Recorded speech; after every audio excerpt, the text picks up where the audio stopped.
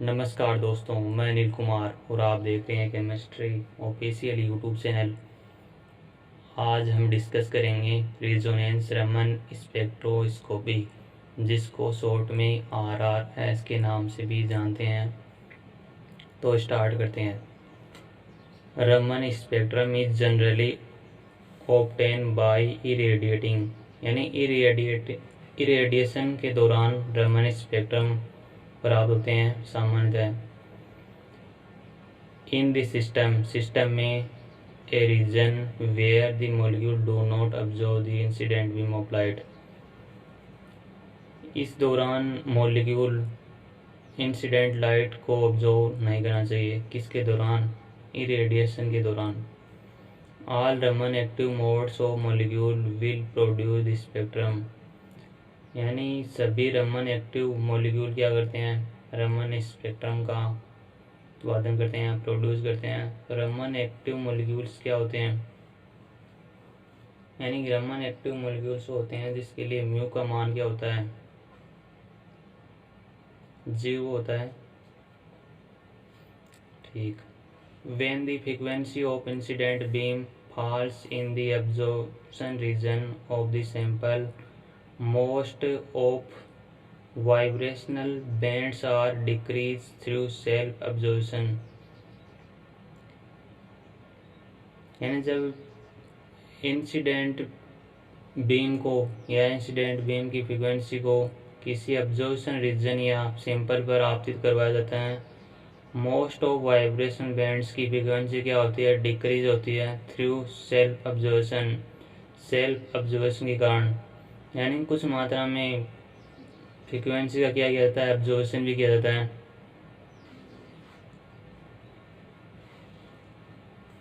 If a powerful laser is used and the frequency is brought out near to absorption maximum, then intensity of a few scattered frequencies greatly increase with 10 की power 2 से 10 की power 6 order than the normal Raman scattering। यहाँ पे laser beam का use होता है, यानी powerful. अगर पावरफुल लेजर बीम का यूज होता है तो ऑब्जर्वेशन क्या होता है? मैक्सिमम होता है। देन तब intensity of few scattered frequencies greatly increase क्या होती है? स्कैटर्ड रेडिएशन की फ्रीक्वेंसी क्या होती है? इंक्रीज होती है विथ 10 की पावर 2 से 10 की पावर 6 ऑर्डर के साथ। Then the normal Raman scattering के बजाय the overtone bands are also observe in above condition, यानी ओवरटोन बैंड्स अबव कंडीशन में ऑब्जर्व किया जाता है। This phenomena is known as resonance Raman effect, यानी इस फिनोमिना को रेजोनेंस रमन इफेक्ट बोला जाता है। And the spectroscopy related with resonance Raman effect are known as resonance Raman spectroscopy.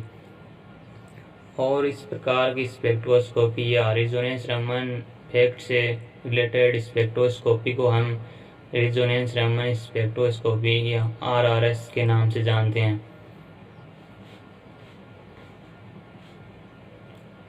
The resonance Raman spectroscopy is much more simple than general Raman spectroscopy।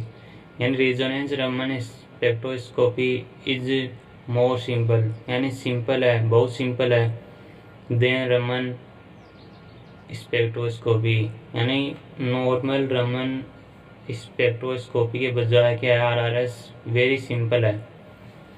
अब बात करते हैं एप्लीकेशन ऑफ RRS स्पेक्ट्रोस्कोपी या resonance Raman spectroscopy क्या application है उसकी बात करते हैं। RRS यानी resonance Raman spectroscopy is used to study of the free radical, यानी फ्री रेडिकल स्पीसीज की स्टडी करने के लिए RRS स्पेक्ट्रोस्कोपी का यूज किया जाता है।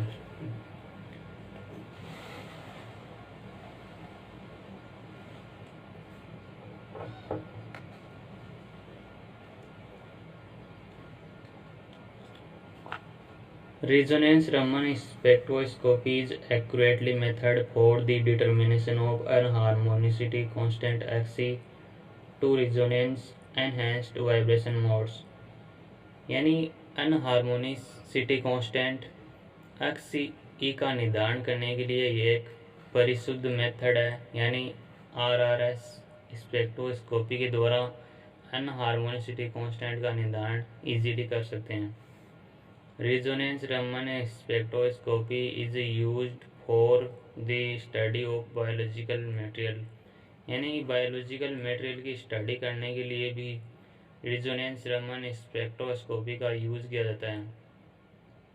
RRS या resonance Raman spectroscopy obtain by using different laser, यानी रेजोनेंस या RRS स्पेक्ट्रोस्कोपी तब प्राप्त होती है जब डिफरेंट प्रकार की लेजर बीम का यूज़ किया जाता है ऑफ द वेवलेंथ के साथ विथ डिफरेंट बैंड्स के साथ ऑफ इलेक्ट्रॉनिक स्पेक्ट्रम, यानी इलेक्ट्रॉनिक स्पेक्ट्रम में क्या यूज़ किया जाता है, डिफरेंट बैंड्स का यूज़ किया जाता है।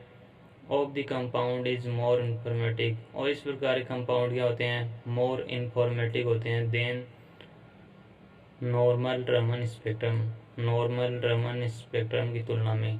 लाइक, कमेंट और शेयर करना ना भूलें, और वीडियो अच्छा लगे तो अपने फ्रेंड्स के साथ शेयर करना ना भूलें। Thanks for watching.